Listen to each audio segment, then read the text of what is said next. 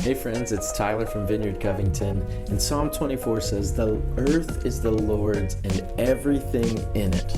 For the last couple of months, we've been practicing what it means and what it looks like to live a life of giving and being generous with our time, our emotions, our words, our talent, our possessions. And we're going to wrap this up with one last practice. And I want to just remind us of the big idea of where all of this comes from. The earth is the Lord's and everything in it. We believe that God is a generous God, a creator who created everything. He gives good gifts. He blesses us to be a blessing, and He has entrusted us with everything that we have in our life, to steward it, to manage it, to use it, to bring glory and goodness, to share and serve and bless the people in the world around us. And so, as we finish off this series, we cannot ignore money.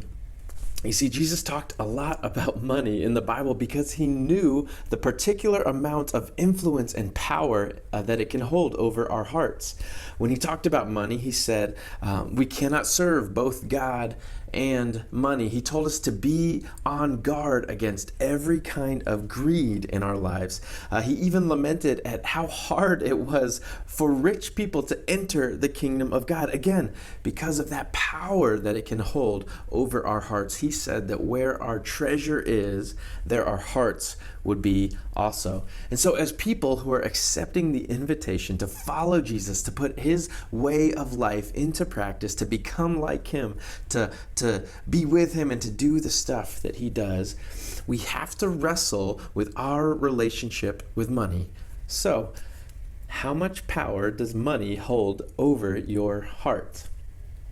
Now, of course, in the Bible, in the Old Testament, with the people of Israel and the law, there was a system that was implemented called the tithe, in which they would bring 10% of the first fruit of everything that they made, their income, whether it was livestock or produce or whatever, and they would give it to God. This was as a sign of their hearts of worship to Him, to say that everything that we have comes from You, that You are the source of all the goodness in our life.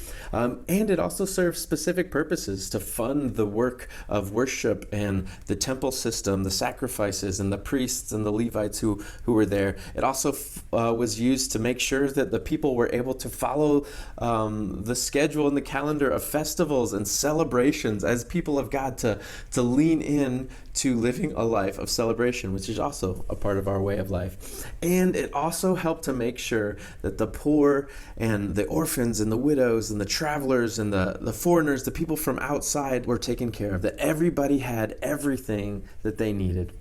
And so, no, we're not under that same law anymore. This is not about following something and getting God's approval.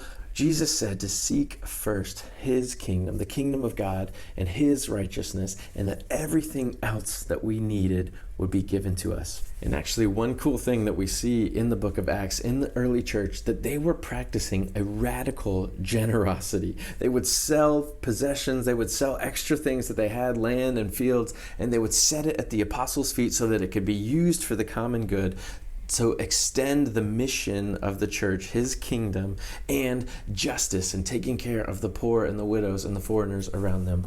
We're actually told in the book of Acts that there were no needy people among them because of this way that they lived, trusting God with everything that they had and living with open hands, giving and being generous.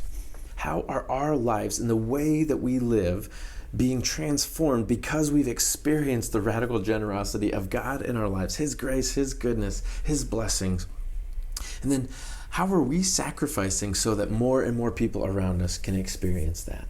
I want to invite you, as we wrap up this series, to just have a conversation with God and with your family around how are we using our money.